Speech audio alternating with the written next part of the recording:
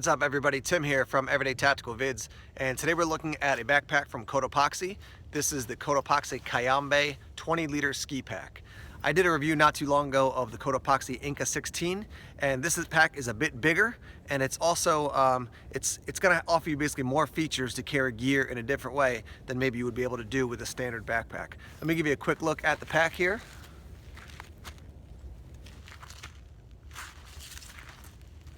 I'll put a link down below to my review of the other backpack from Cotopaxi that I've checked out. And I originally saw these guys on Black Owl Outdoors, one of my favorite YouTube channels. And then I contacted Cotopaxi and said, hey, why don't we partner up? I really like the packs that you guys are making, and I also like the fact that what they do is they take a portion of the money they're making from the packs and they help people around the world who are in need. So, you know, you're getting a nice pack, you're helping a company grow and do well, and you're also helping people out around the world. So definitely check them out. Cotopaxi, COTOPAXI.com is their website.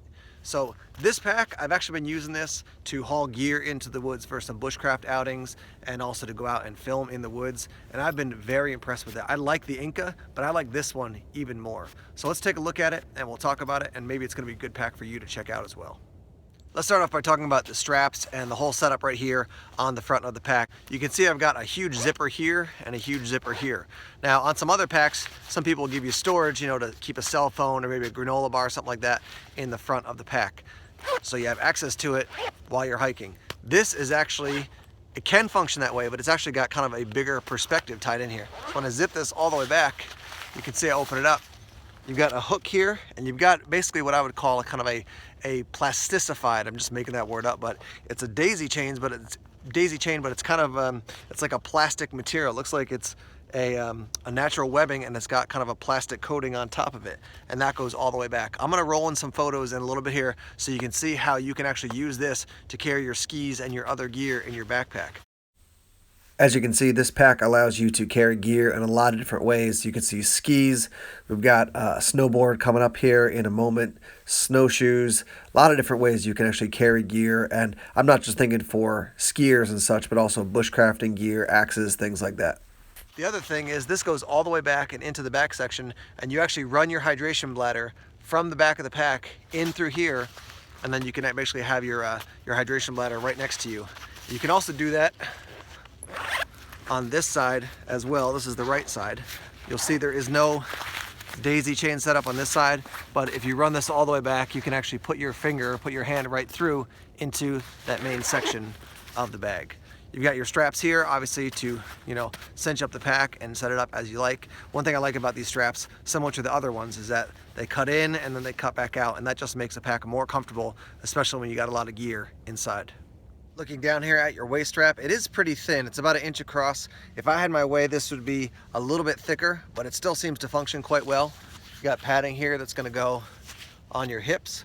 And then the other thing I always like about a pack is when they include these little elastics so that when you run the strap back through here and then pull it forward, it's not flopping all over the place. And you have that on both sides to just keep that extra strap nice and under control.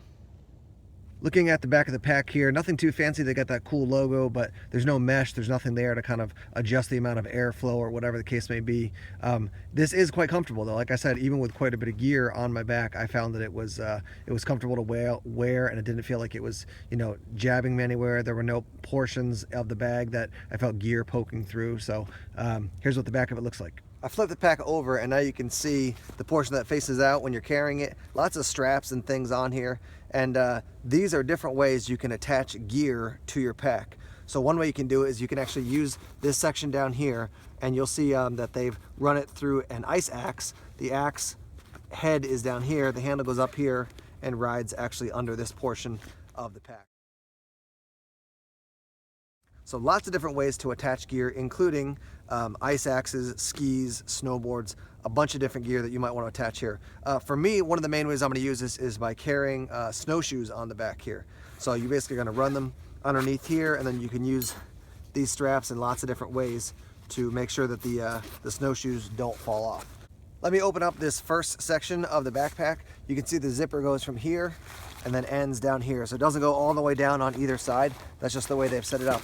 In this section, lots of room, lots of storage. You've got a bunch of straps down here. So again, you can secure gear. you've got these two stitched in sleeves. They don't have a bottom here, so you can run gear down in this way into the pack and actually, you know, can partially stick out if it needs to. Let's go into this second zipper, which is right here. This is a very small section. It goes, you know, about down to here is where my fingertip is. And then even within this section, there's a little hook and loop closure for a felt pocket. So you can keep goggles in there, you can keep glasses in there, an iPhone in there, you know, whatever it is that you want to keep nice and safe. Only thing I have in here now is just a couple of little flashlights. That's a smaller pocket. And then the main pocket is right here. And these zippers go all the way down to the bottom. I've got a bunch of gear in here right now. So I've got some knives and some flashlights and things. Got this pocket here where the hydration bladder is going to rest. Big open section here. This is basically the internal portion of this smaller pocket I was just showing you on the top here.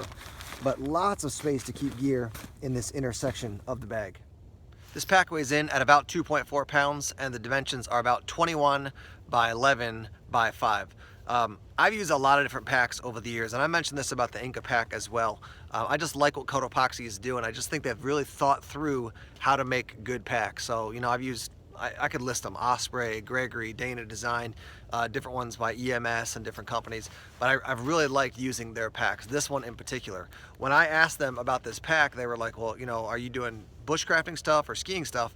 And I just thought, with all the options for attaching gear, you could have snowshoes on this, but you could also attach an axe, a tomahawk, a saw, other gear that you might be carrying if you're out doing a survival outing or a bushcraft outing. This pack has enough options and enough space that you could certainly carry all your gear as far as tools and stuff, but also carry a sleeping bag, your tarp, all those types of things. This is definitely usable for an overnighter and probably even multiple nights, depending on, you know, how you pack your gear and how efficient you are in organizing your stuff. The bottom line for me would be this: if you're in the market looking for a pack that's going to be able to be used for a day pack, maybe an overnighter, or also if you're going to be doing things like backcountry skiing, cross-country skiing, downhill skiing, any kind of adventure out in the winter, this could be a really good pack for you to check out. For around $130 over on their website, I think you'll be really happy with what you get. Thanks for watching this video. Please like, share, and subscribe, and check us out on all the relevant social media. Take care.